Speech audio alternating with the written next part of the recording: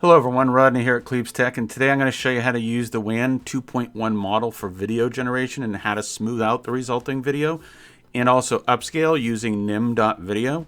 Now you can also just use nim for only the upscale and increasing the frame rate by uploading a clip generated locally, but I'm going to be demonstrating how to do it from start to finish on nim.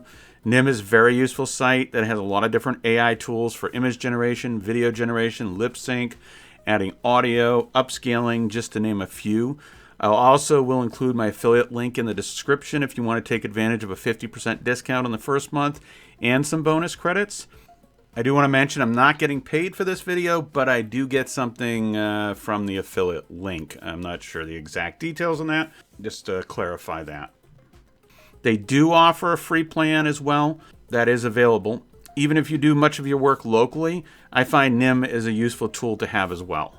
One thing I do like about nim is their workspace feature. You can set up workspaces for each project on their site to make things much easier to organize, and you don't end up with a huge cluttered mess. Okay, so now once we're in the workspace, we're going to be working in top left. I'm going to go up to the create option up here. And across the top, you'll have a lot of different options on different tools that you can choose in here. We have image to video, describe, text to video, restyle. There's a whole bunch of tools in here. I'm not going to cover all these. We're going to be covering a few different ones I'm going to show you here today. Mostly concentrating on the WAN model. Now, if you already have an image that you want to upload, you can start right from there and go right to image to video and drop it in here. If you already have the video and you just want to upscale it, maybe add audio, then you can go in, choose the upscale option in here. You'll add your video. I think there is limitations on how long or how big it can be when you're uploading it. But the shorter clips, I haven't found any problems with as far as that goes. So you can generate it locally and do it here. Okay, so once we're ready here, we're going to be into the text to image section. So I'm going to put the prompt that I already have ready into the prompt section. I'm going to choose the Flux Pro model. It's what I prefer for a lot of the, I find it works better in the long run. It depends on what I'm generating, in all honesty. Sometimes the regular Flux works well. They do have the Flux uncentered. They do have Google here as well. And you can choose the aspect ratio. I'm going to use the 5:8. And if any more controls, if you want to set a certain seed. And once we're all set there for the text to image, I'm going to just go ahead and hit generate. And I find a lot of the things on here generate pretty quickly, but they do use API for a lot of these things. So if the other services are going slower, it might take a little longer. I do find occasionally under heavy load, I think it can take a little bit longer. And occasionally I'll run into some things that'll get to like 99%, they'll stop, and then all of a sudden they pop in. So if it becomes something that seems to be moving along steadily at night and then gets to 99%, stops, don't panic. I've had a couple times where it's gotten stuck for a couple minutes and then boom, it shows up. So just don't panic and think that it stopped working. More than likely it's just that you've run into.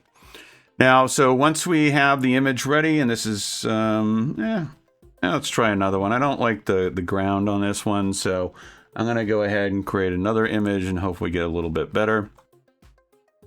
Okay, that one works for me.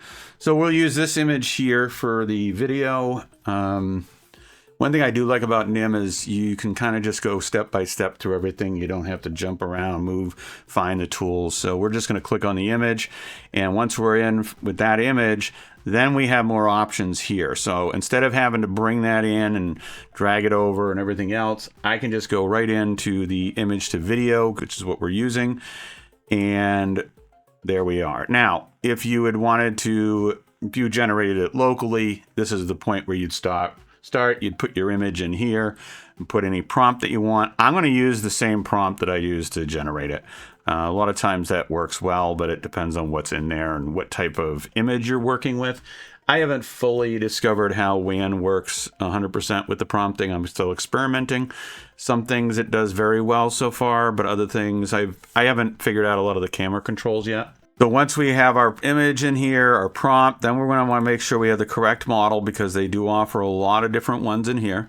So we're going to go with the WAN model. which is 60 credits through here. Now, a lot of the tools on here are relatively few credits, you know, or 1 credit for a lot of the ones that I use. So now once we have our prompt in, we have our model selected, then I'm just going to go ahead and I'm going to hit the generate button on this one. Now, this obviously does take a little bit longer than generating an image, but I do find overall, almost all the time when I use Nim to generate a lot of these videos, it does work relatively quick. Occasionally, you know, it can sit in the queue for a short period, but I don't find that's very long. Some, like here, it starts off less than 30 seconds. Okay, so our video is now ready. I do apologize for the mouse highlighter going away. I had an audio issue. I had to restart everything and I forgot to put that back on. Okay, so now we have our video, and as you can see here, one of the issues with the WAN model is it's choppy. And the reason for that is it's only 16 frames per second. So that's what I'm going to show you how to solve that. It's actually pretty simple. Now, if you do everything locally, there are ways to fix this locally, different tools, everything else.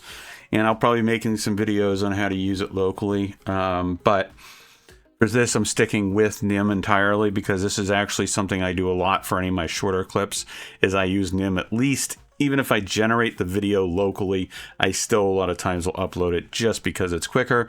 And it only costs a couple credits for me to upscale, add audio, things like that. So now that we have our video ready, the nice thing is we can just click on that. It brings us into the next step. Now, as you'll notice down at the bottom here, it shows you the resolution, and it's the 16 frames per second, so that's why we have our choppiness. Now, that's what we want to do, is to solve that. And Nim makes it pretty easy to do that. And I'm going to show you how to do it. Now, the other option is to add sound. You can do one or the other. Now, we can do either or. One thing I prefer to do is to add the sound first and then do the upscaling, because I find it works faster, because it's probably less demanding on their systems. And so I'm going to show you how to do that because I'm going to add sound. But if you don't want to add sound to it, you can just skip ahead and do the upscale, and I'll show that in a moment once I do the sound, but I do want to show the sound real quick. So let's click on the add sound here. And in here, I'm not going to put anything. You can put like the original prompt. A lot of times I find with something as simple as this, it's pretty obvious. It can figure out what it needs to add. Now, there should be only one option here, Audio. This 1 credit for this, like I said. Now, the negative prompt is nice if you don't want voices, music, people speaking, because sometimes it'll add that. So I'll add a few things in here, any other ones you can think of, because if you leave that blank and you don't, a lot of times it will add voices, especially if there's any lip movement on the screen or anything like that. And of course, it just speaks gibberish. So, and I don't really want that. Now, originally they didn't, that's one thing I like about them. They're pretty responsive. They originally didn't have the negative prompt, and I remember I asked them to add it, and within a few days they had added that. So now that we have what I want here, I'm just going to go ahead and hit generate. This process is actually very quick, and there are other tools. You can do it online, other places and stuff like that. You can do it locally as well through the Pinocchio app. They do have it. That's where I actually first started using it. And then I started using it on Nim because I didn't like to have to keep loading and unloading apps and everything locally. So I could get done a video, throw it up on Nim, get my audio, do all that. And it was much quicker than trying to do it all locally. And for very minimal credits, I found it very useful. As we can see here, very quick. Now I'm going to go ahead and click on the video.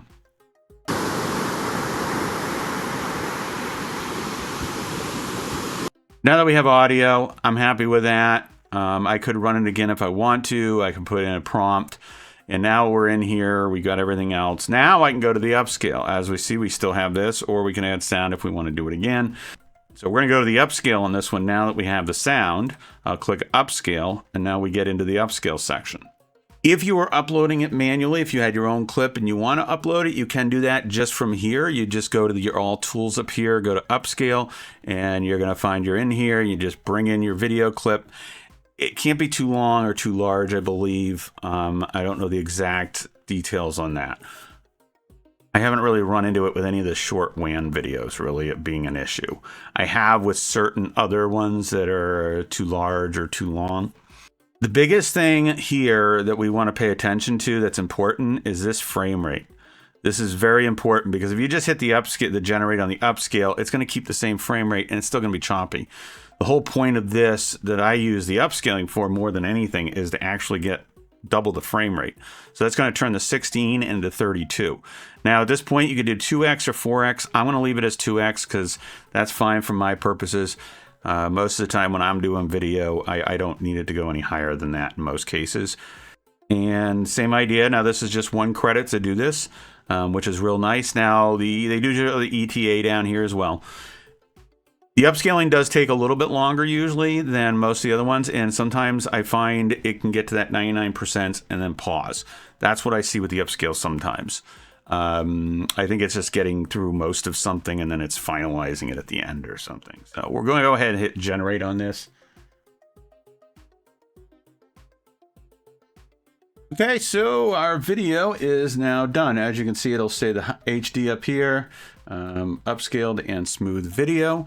And it's easy to notice the comparison now where they're side by side here. The choppiness on the one on the right, which is the original one, and then the one on the left is much smoother and it's a little bit higher quality. So we'll click into that just to pull that up. And so now we can see if we look down below, the resolution has been increased and we're now up to 32 frames per second. So we're good there. And you could continue doing stuff if you wanted to, let's say, cut it down. You could go in here. They have a clip editor. There's other tools that you can, at this point, change things. I haven't even used half of these in all honesty, but there's a lot of different ones and they're always adding new stuff on here. Just go ahead and click the download button here, download the video, and we're finished. So that pretty much covers what I wanted to show you. And don't forget, if you want to take advantage of a discount, I will include the link in the description. For people who have watched my videos before, I do hope to now be back to making them, but probably not as often as I did in the past. I'm mostly doing videos these days when it comes to AI. So I'll be covering probably more video stuff and other stuff as well, like sound and just variety of stuff. So thanks for watching and have a great day.